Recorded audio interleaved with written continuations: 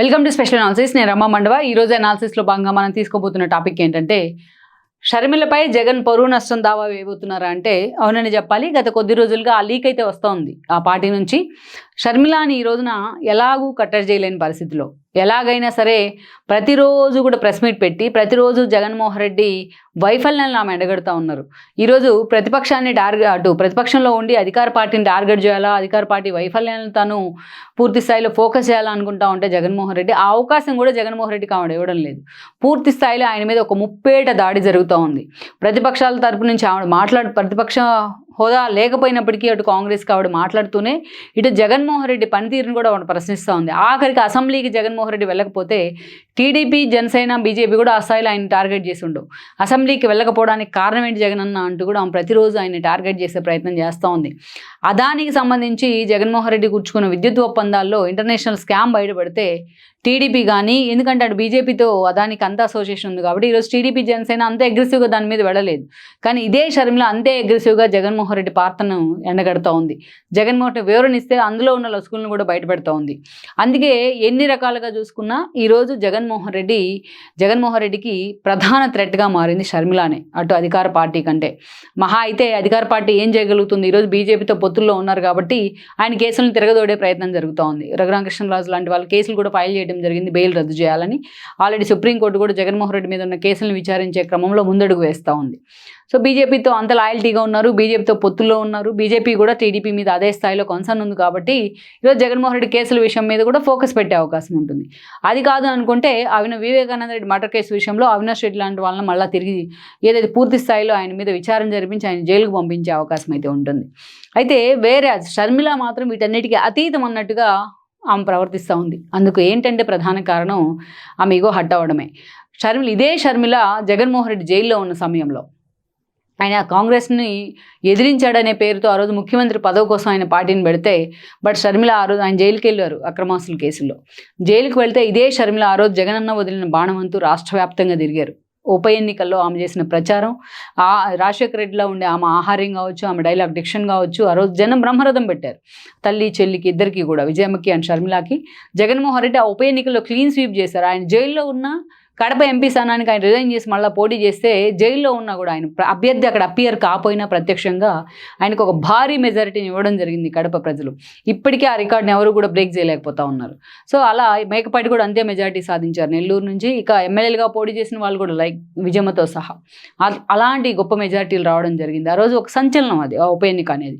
ఇక అదే షర్మిల జగన్మోహన్ రెడ్డి పార్టీ కోసం, ఆ పార్టీ ఆయన జైల్లో ఉన్నారు కాబట్టి సప్రెస్ అవుతూ ఉంది రోజుకు రోజుకు. అలాంటి సిచ్యువేషన్లో రాష్ట్ర వ్యాప్తంగా ఒక మహిళ ఉండి 3,500 కిలోమీటర్లు ఆమె పాదయాత్ర చేశారు. మధ్యలో ఆమె కాలు విరగొట్టుకున్నారు కూడా అనంతపురం పాదయాత్రలో భాగంగా. అయినా సరే సర్జరీ చేయించుకుని మరి మళ్ళీ తిరిగి కంటిన్యూ చేశారు. ఇక జగన్మోహన్ రెడ్డి రిలీజ్ అయిన తర్వాత తెలంగాణలో కొద్ది రోజులు ఓదార్పు చేశారు. సమైక్య యాత్ర పేరుతో రాష్ట్ర వ్యాప్తంగా బస్సు యాత్ర చేశారు. జగన్మోహన్ రెడ్డి ఏది చెప్తే అది చేస్తూ ఆమె పార్టీని లైమ్ లైట్లో ఉంచారు, సుబ్బారెడ్డి లాంటి వాళ్ళతో అసోసియేట్ అవుతూ. అక్కడ నేను చూస్తే 2014 ఎన్నికల్లో పార్టీ కోసం ప్రచారం చేసినా అది అంతగా వర్కౌట్ కాలేదు, ఓడిపోవడం జరిగింది పార్టీ. బట్ పార్టీ ఓడిపోయినా పార్టీ నిర్ణయాల్లో కూడా ఆవిడ పాపం ఏ నిర్ణయం తీసుకున్నా దానికి మద్దతు పలుకుతూ వచ్చారు. విజయమ్మ కూడా గౌరవ అధ్యక్షులుగా ఉంటూ వచ్చారు. ఇక 2019 నాటికి ప్రశాంత్ కిషోర్ లాంటి వ్యూహాలు కావచ్చు, అవి ఎంత వ్యూహాలు వర్కౌట్ అయినా అది ఇంప్లిమెంట్ చేసే వ్యక్తులు ఎవరంటే ఇటు షర్మిలానే ప్రధానంగా ఆ పార్టీకి ముందు నిలబడింది. ఒక మహిళగా ఒక ఎసెట్ కూడా జగన్మోహన్ రెడ్డి కావడి. అదే స్థాయిలో 2019 ఎన్నికల్లో బై బాబు అంటూ కూడా ఆవిడ చేసిన ప్రచారం నిజంగానే ఒక అనుకోవాలి. అలాగా షర్మిల నిజంగానే జనాన్ని వైఎస్ఆర్సీపీ వైపు అట్రాక్ట్ చేసే ప్రయత్నం చేశారు. ఆమె భర్త అయిన బ్రదర్ అనిల్ కూడా ఎవాంజలిజం పేరుతోని మొత్తం క్రైస్తవ సంఘాలు, మిషనరీస్ మొత్తాన్ని కూడా వైఎస్ఆర్సీపీ వైపు మళ్లించే ప్రయత్నం చేశారు. అలా అంత థమ్మింగ్ మెజారిటీ వైఎస్ఆర్సీపీ సాధించడంలో వీళ్ళిద్దరి పాత్ర ఉందనే విషయంలో ఎలాంటి సందేహం కూడా అవసరం లేదు. అయితే అనేక సార్లు ఆమె పోటీ చేస్తుందనే ప్రచారం జరిగినా జగన్మోహన్ రెడ్డి ఆమెను పక్కన పెడుతూనే వచ్చారు. ఎందుకంటే తన ఇంటి నుంచి షర్మిల లాంటి వాళ్ళు ఉంటే ఎక్కడ ఆమె బీట్ చేస్తుందో, మరో పవర్ సెంటర్ అవుతుందో అనే దాని భయం కావచ్చు, భారతి లాంటి వాళ్ళు దానికి అడ్డుకట్ట వేసిన విధానం కావచ్చు. సో షర్మిలను మాత్రం పక్కన పెడుతూ వచ్చారు. అయితే అధికారంలోకి వచ్చిన తర్వాత ఆమెకి ఏదో ఒక రాజ్యసభ ఇచ్చి ఢిల్లీకి పంపినా ఆవిడ తన పనేదో తాను చేసుకుంటూ ఉండేది. పెద్దగా రాష్ట్రం మీద ఫోకస్ పెట్టేది కాదు, ఇన్వాల్వ్ అయ్యేది కూడా కాదేమో. బట్ జగన్మోహన్ రెడ్డి అందుకు కూడా అంగీకరించలేదు. ఆఖరికి ఆమెకి ఇవ్వాల్సిన ఆస్తుల విషయంలో కూడా ఆమె మీద పగబట్టినట్టుగా వ్యవహరించిన పరిస్థితుల్లో తన అన్నతో డిఫర్ అయి తెలంగాణలో పార్టీ పెట్టారు. 3 ఏళ్ల పాటు అటు టీఆర్ఎస్ని అటు బీజేపీని టార్గెట్ చేస్తూ ఎప్పుడూ వార్తల్లోనే ఉంటూ వచ్చారు.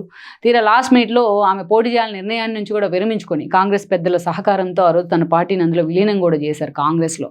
ప్రతిఫలంగా ఆమె తెలంగాణలో పోటీ చేస్తానన్నా కూడా ఆమెను రేవంత్ రెడ్డి లాంటి వాళ్ళు, డీకే లాంటి వాళ్ళు ఏపీ మీద ఫోకస్ పెట్టే విధంగా మళ్లించడం జరిగింది. దానిలో భాగంగానే ఆవిడ ఏపీలోకి ఎంట్రీ ఇచ్చారు, అది కూడా పీసీసీ చీఫ్ హోదాలో. కాక ఎంట్రీ ఇచ్చిన తర్వాత పూర్తి స్థాయిలో జగన్మోహన్ రెడ్డి తన ప్రధాన శత్రువు అన్నట్టుగా పనిచేశారు. అటు పవన్ కళ్యాణ్, లోకేష్, చంద్రబాబు నాయుడు కలిసి ఎలా పనిచేశారో ఈ ఒక్కతే ఒక ఎత్తు అన్నట్టుగా ఆవిడ పనిచేయడం జరిగింది. వివేకానంద రెడ్డి మర్డర్ కేసు విషయంలో జగన్మోహన్ రెడ్డి బట్టల ప్లీస్ బజార్లో నుంచి పెట్టారు. అటు సునీత కానీ అండ్ దెన్ షర్మిల కానీ తాడేపల్లి లింకులను కూడా వాళ్ళు బయట పెడతాం జరిగింది. అది వాళ్ళకి ఎంతగా ప్లస్ అయింది అనేది పక్కన పెడితే కూటమికి మాత్రం చాలా ఎడ్జ్ తీసుకొచ్చింది ఆ ప్రచారం.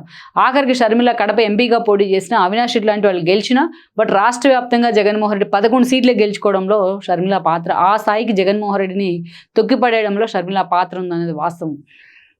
ఓడినా సరే ఈరోజు షర్మిల మాత్రం తన వాయిస్ వినిపిస్తూనే ఉన్నారు. కూటమి వైఫల్యాలను ఆమె హైలైట్ చేస్తానే అదే స్థాయిలో జగన్మోహన్ రెడ్డి అసెంబ్లీకి ఎందుకు వెళ్ళడంటూ కూడా మాట్లాడుతూ ఉన్నారు. అదాని లాంటి ఇష్యూ వస్తే అదే స్థాయిలో ఆమె ఆ ఇష్యూని మొత్తం పిన్ టు పిన్ బయటపెడతా ఉన్నారు. ఎవరు కూడా చేయట్లేదు ఆ ధైర్యం ఈ రోజున. మరోవైపు చూసినట్లయితే కాంగ్రెస్ను ఒకవైపు రీవ్యాంప్ చేస్తూనే రాష్ట్రంలో ఇక అనేక అంశాల మీద ఆమె ఫోకస్ పెడుతూ ఉన్నారు. తనకి ఏదైతే తన తల్లికి సంబంధించి జగన్మోహన్ రెడ్డి కేసు ఫైల్ చేస్తే తల్లి మీద కేసు ఎందుకు వేశారనే విషయాన్ని కూడా లేఖల రూపంలో బయటపెట్టే ప్రయత్నం చేశారు. జగన్మోహన్ రెడ్డి ఎందుకు కన్నానా అని విజయమ్మ బాధపడుతోందంటూ ఆమె చెప్పిన కమెంట్స్ కూడా, ఆమె అన్న మాటలు కూడా సంచలనం అయ్యాయి. అలా జగన్మోహన్ రెడ్డి ఎందుకు తాము ఆయనతో విడిపడాల్సి వచ్చింది, ఎందుకు బయటకు వచ్చామనేది ఈరోజు షర్మిల బ్రదర్ అని ఓపెన్గా చెప్పే ప్రయత్నం చేస్తూ ఉన్నారు. ఆస్తుల విషయం కావచ్చు, రాజకీయంగా కావచ్చు, మిగతా అంశాల్లో కావచ్చు. సో అలా ఒక యుద్ధం నడుస్తూ ఉంది షర్మిల వర్సెస్ జగన్ అనేది. విజయమ్మ లాంటి వాళ్ళు, కేవీపీ లాంటి వాళ్ళు దీంట్లో ఇన్వాల్వ్ అయినా కూడా ఎక్కడ అది కొలికి రావట్లేదు. ఇప్పటికే షర్మిల తన చేయి దాడిపోయింది అని కూడా జగన్మోహన్ రెడ్డి బాధపడతా ఉన్నారు. ఇక ఇప్పుడున్న పరిస్థితిలో షర్మిల కోసం రాయబారం పంపించినా ఆమె జగన్మోహన్ రెడ్డితో చేతులు కలిపేందుకు సిద్ధంగా లేదన్నది వాస్తవం.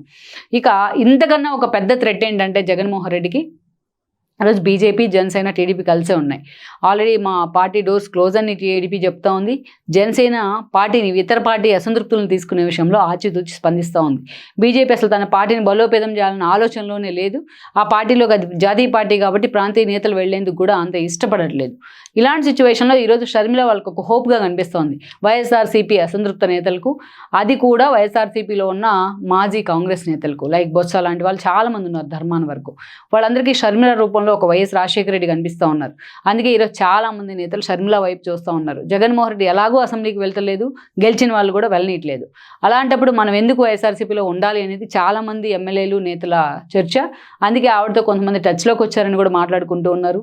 రాహుల్ గాంధీ లాంటి వాళ్ళు ఈ దిశగా కూడా ఫోకస్ పెడతా ఉన్నారు. మాజీ కాంగ్రెస్ నేతలతో కాంగ్రెస్ అధిష్టానం మాట్లాడుతుంది. షర్మిల వైపు, కాంగ్రెస్ వైపు వాళ్ళు వచ్చే విధంగా ప్రొజెక్ట్ చేస్తుంది అనేది చాలా రోజుల నుంచి వస్తున్న లీక్ అనుకోవాలి. ఇలాంటి సిచ్యువేషన్లో షర్మిలాని ఏదో ఒక రకంగా కట్టడి చేయాలని జగన్మోహన్ రెడ్డి ఆలోచన చేస్తూ ఉన్నారు.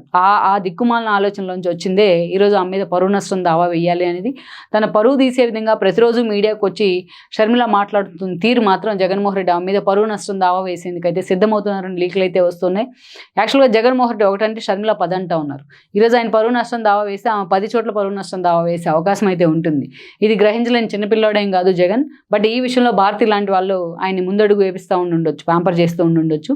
బట్ కారణాలు ఏవైనా మాత్రం ఈరోజు తన చెల్లి మీద, ఏకంగా తన చెల్లి మీద పరువు నష్టం దావా వేసేందుకే జగన్మోహన్ రెడ్డి సిద్ధపడడం అనేది మాత్రం నిజంగానే అది ఆయనకి తిరిగి బూమరాంగ్ అయ్యే అవకాశం ఉందనడంలో ఎలాంటి సందేహం కూడా లేదు.